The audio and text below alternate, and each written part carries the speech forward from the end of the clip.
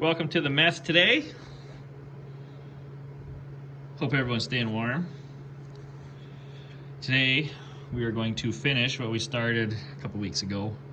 Kind of a side project that whenever I get the urge or the ambition or the scratch that needs itching. This is the, I guess you could call it HVAC system unit. It holds your air conditioning, heater core, air conditioning, I think it's condenser, and all that fun stuff. And in the 1980s, when Versatile was making tractors, they decided to put all their R&D into everything but plastic and give it, 7,500 hours of pushing snow, bouncing through fields, probably breaking up old bushland, general wear and tear and farmer abuse. Over those hours, you end up with plastic that's broken. The drip tray from your air conditioning, it was cracked, and somebody had actually a fairly decent idea to put this piece of building flashing on the backside here. They even had it broken in the right spot and whatnot. But the the problem is the wingdings that put it in, sheet metal screws. Great invention. However, when they're, inch and a half long, inch and a quarter, whatever that is, they kind of go into the pipes of your air conditioning unit and your heater core. I can't remember which side this was, but yeah, this one just grazed one of the tubes, and like I said, I don't remember if it was on the AC or on the heater core side, but all around they put, well, as you can see by the holes, sheet metal screws, this long, every last frickin' one of them. And miraculously, it wasn't leaking antifreeze in the cab, so, well, then it obviously wasn't the heater core, so it's got to be the air conditioning side, which would then be these holes. We'll figure it out later. Anyway, no good, no bueno. Junko, garbage, and my laziness, cheapness, and general all-around curiosity says we can build one. And then you go look online and realize that it was only $350, I think, US. But still, nonetheless, you could have had the same but better plastic instead of, 16 gauge material unit that we got to hack out. Hack's the wrong word. We're gonna finesse out a nice hole here to match the other one. We're gonna add some mounting flanges on this side and on this side, and then we're gonna figure out where our holes need to go for our heater core line, our heater lines, and our AC lines. And then, Lord willing and the creek don't rise, when we buy the headliner kit to put in, it'll fit all over top of here. You can plop the vents into these holes, put your Spinema vents in there, and she's gonna be good as old, only better.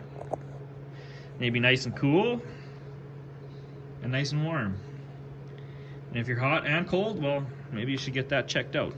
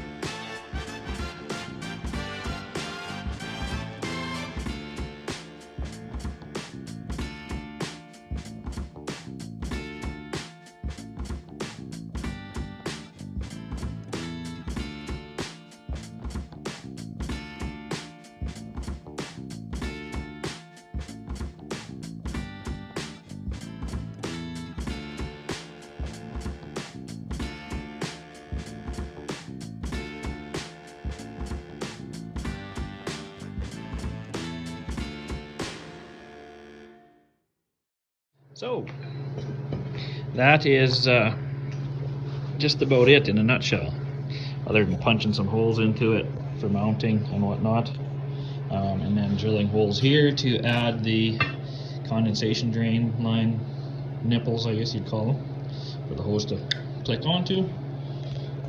We got our vent door in there. If you move it the right way, it works. Come on. There we go. It's a little bit bindy. Might need a new nut for that.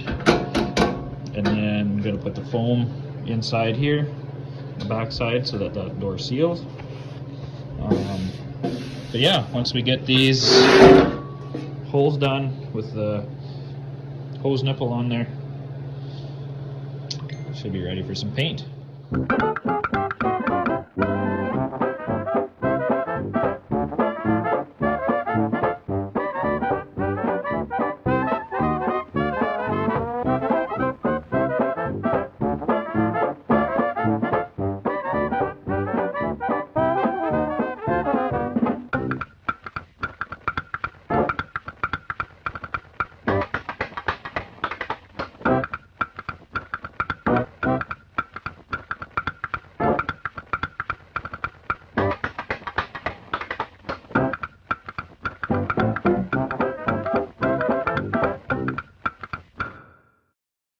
So we got her painted up.